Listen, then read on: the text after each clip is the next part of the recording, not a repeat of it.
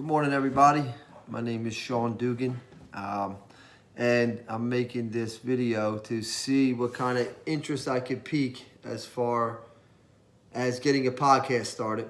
I don't even know if that's what the right word would be because I'm new to all this. I ordered some $20 piece of equipment, a tripod, and some microphones off of Amazon, and always kick this idea around in my head, and I just kind of, if I don't start it today, I might not ever start it.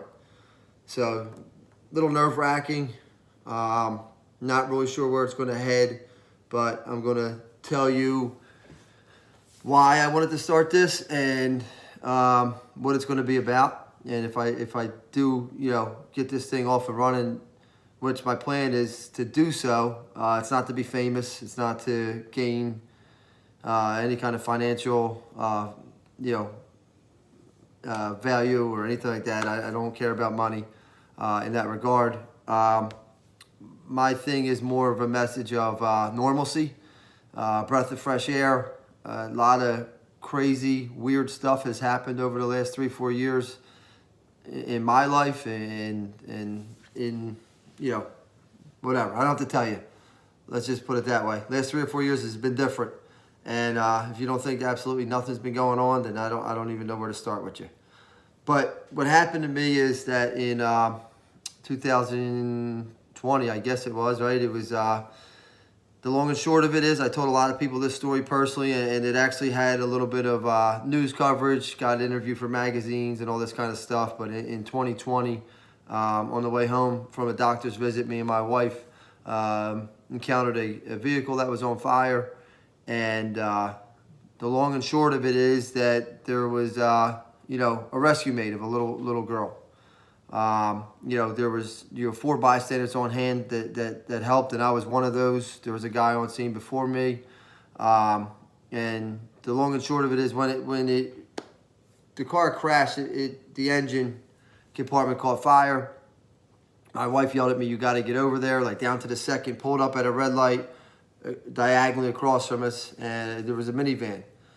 It caught fire on impact. It rear-ended somebody. And when I ran over there in my shorts, t-shirt, and flip-flops, there was a mom screaming, "My baby, my baby, my baby's still in the car." So, instincts kick in. They run to the rear of the car. They don't even know I'm there. I check the door handles on the driver's side rear. They're locked. Child protection used to kick in. So when I got there, they were dumping 2 of the other kids in the vehicle off to the side and in the back, and the one kid actually needed stitches. They were on the side of the road, I believe, after that, with the grandmother who also was in the passenger side, who left her door open upon impact, busted up some ribs pretty good, and on the side of the road trying to catch her breath.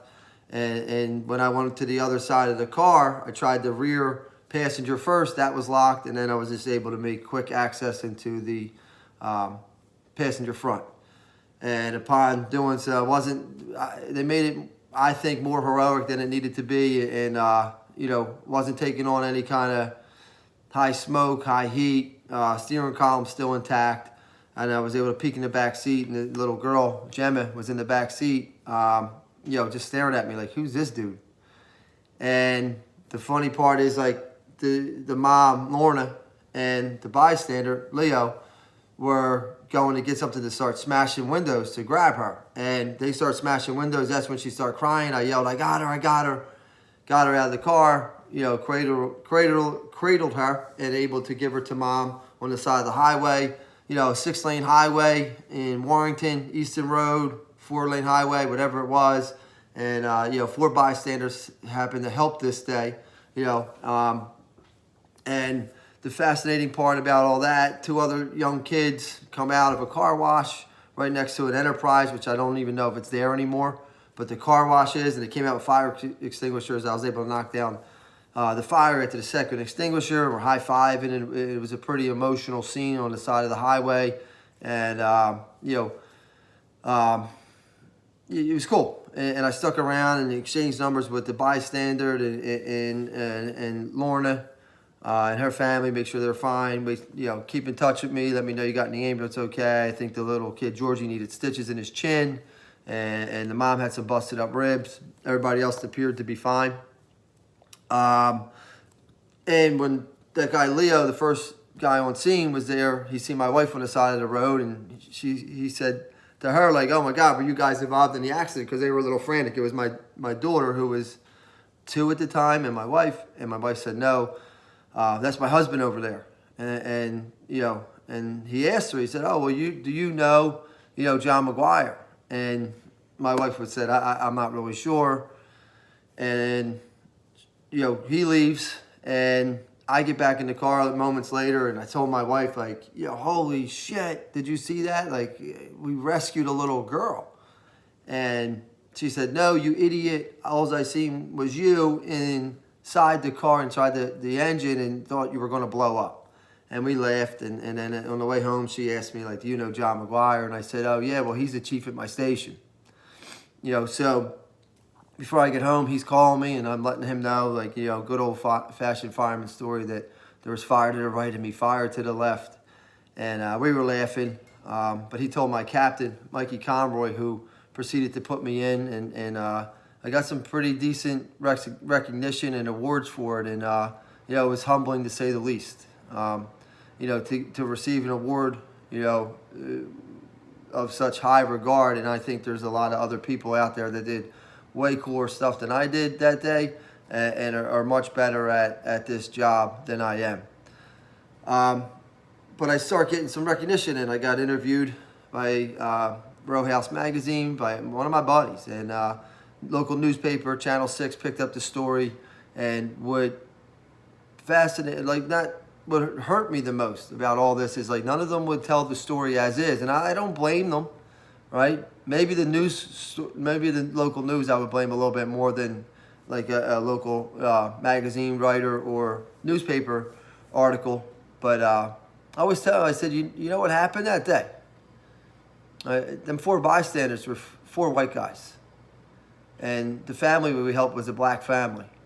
And I always said, you want to know what day it happened? One day after the news that George Floyd was announced. And no one would touch it. No one would say anything.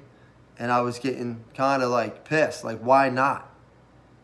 Because if we could spread a story nationally, right, that has all kinds of hate and violence and evil behind it, and I'm not saying that doesn't exist, then how come we can't spread a message of hope and love and unity? Because I believe, and what I said is, like, that day, what happened is, I think that we did what 99% of everyday Americans would do. We didn't ask who was involved with the accident. What did they look like? Who did they vote for? Are they wearing masks? This is during the height of COVID. Are they vaccinated? All this goofy shit that came about, right, from watching the television, watching the TV. And, it just broke my heart to watch how hateful the world got after that. And I walked around like my shoes were tied too tight. And I was also a sports guy at that time.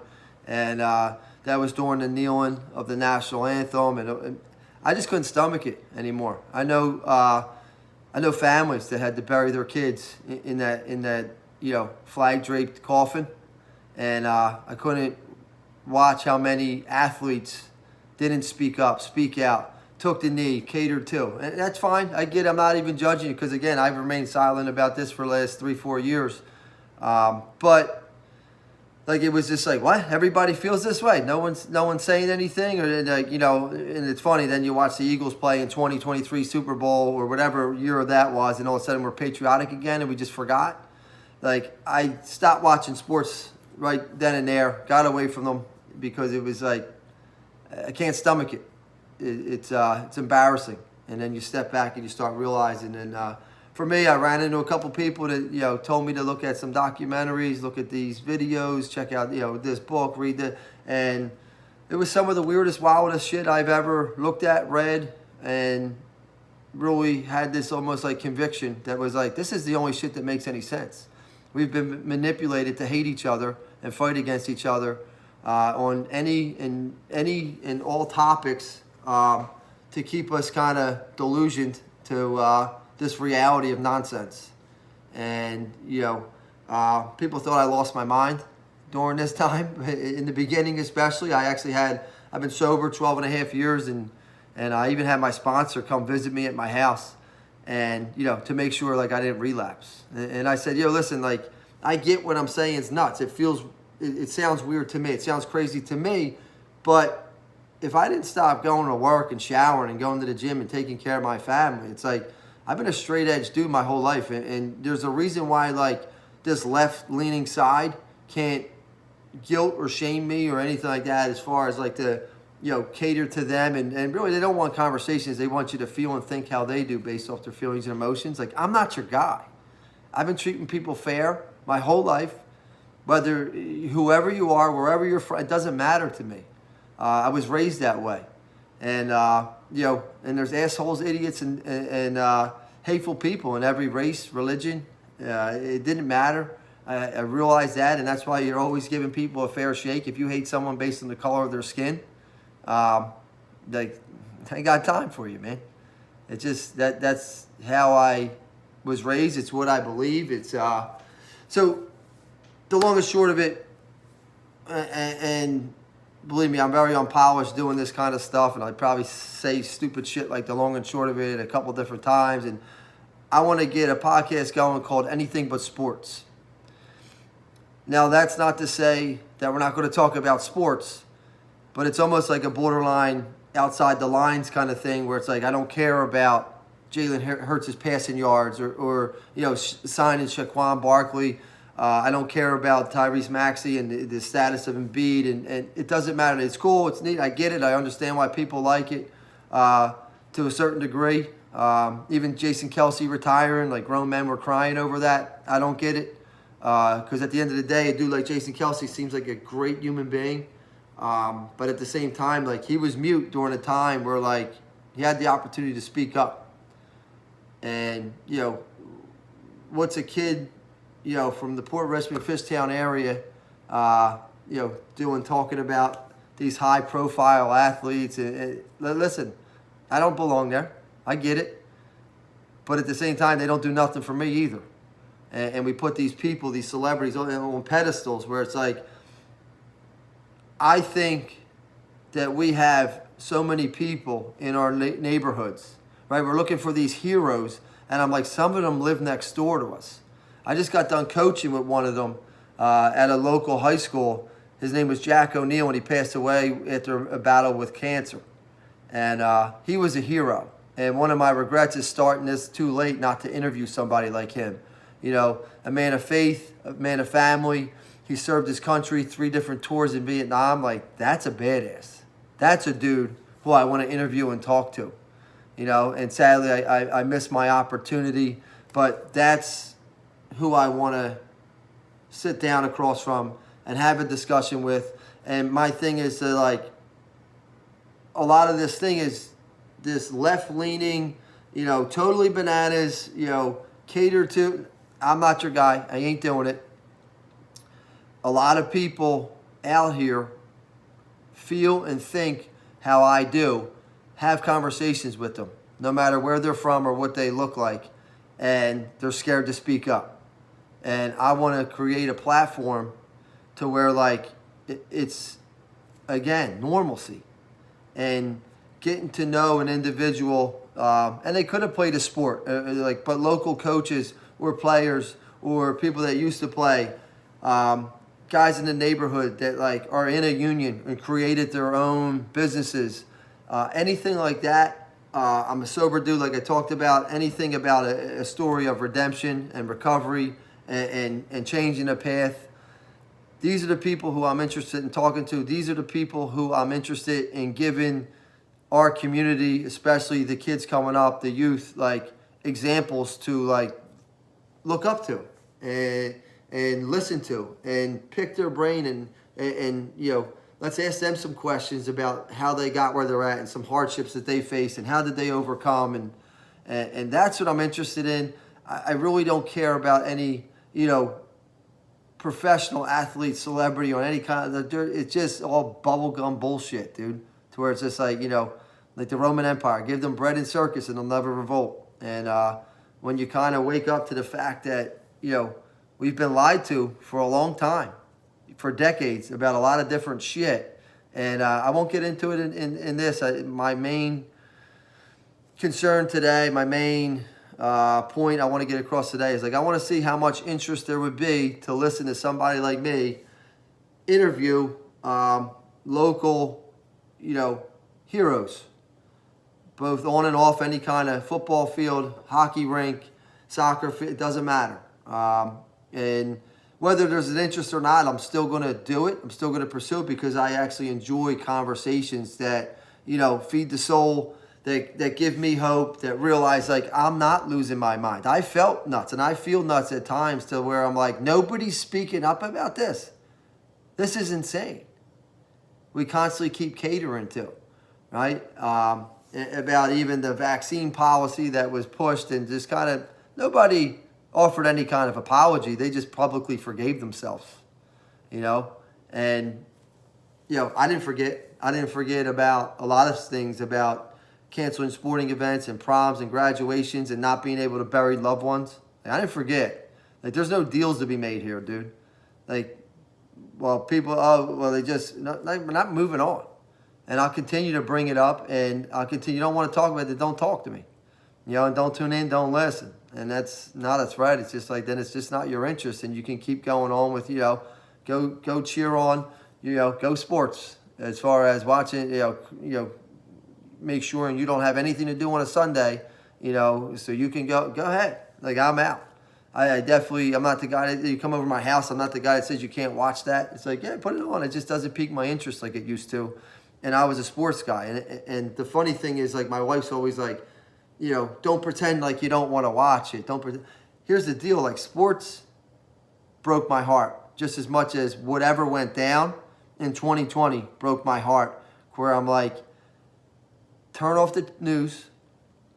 99% of my everyday interactions are happy and positive. No matter where you're from or where you're at or who you're with. We forgot to even have normal, how you doing, what's going on, conversations with, like, just strangers every once in a while. Not that happens often in an inner city like Philly. But again, I can't even rep Philly no more because I moved to Horsham about 4 years ago. And thank God. Thank God, because now it became, protecting, the upbringing of my kids. And look at what's going on in the city. I ain't signing up for that, and I definitely ain't letting my kids do that. And at the end of the day, give me the old Fishtown, give me the old Port Richmond. They were some of the best people I've ever been around. Yeah, there was a lot of mistakes made in the neighborhood of what we emulated and shit like that. And I was guilty of it. But, today, I'm very outspoken. If you ever have a conversation with me about where I stand and what's going on, and I don't cater. Even we moved up to Horsham for the school district. My kids are already in Catholic school. My daughter's in Catholic school. My son will be. Because it's like, not doing this. And we wonder where we're at. Well, it's like, I don't know. We took God out of schools. We took praying out of schools, the Pledge of Allegiance. We took the Bible. And then we're scratching our heads, wondering why we're at where we're at. You get what you get. And I always tell people, I say I'm Catholic so my mom don't get mad at me. But my daughter's already in Catholic school because I believe kids need to get introduced to some kind of goodness, right? Something bigger and greater and more loving and more powerful than you. And it's okay to follow rules like the Ten Commandments. They're not bad. They're not going to hurt you, dude. And I'm not here to argue religion. I'm here to keep an open mind and hopefully learn about all different aspects of life and the people in it. And I already have a lot of people in mind lined up who I want to listen to. But I would love to hear from you as well. If you have anybody in mind, including yourself, and to see if anybody has interest in being interviewed by me and on this, I guess you could call it a podcast. I don't really know what that means technically. But we'll sit down with these $12 microphones and sit across from my iPod and the tripod on the iPad and or iPhone, and we'll get it done. And let's see where this takes us. It's a little nerve-wracking to do that. And if I sound douchey, I feel a little douchey. So it's okay. And regardless, again, looking for your feedback and interest and I'm nervous to do this. I'm going to put myself out there, but, do it anyway. That's the best part about being sober. I always tell people I've done a lot of things since I got sober, and I was feared up. And courage is actually doing it anyway. And I always tell, fear, might as well pull up a seat next to me, man, because we're going to do this thing. And let's see where it takes us. Thanks for your time.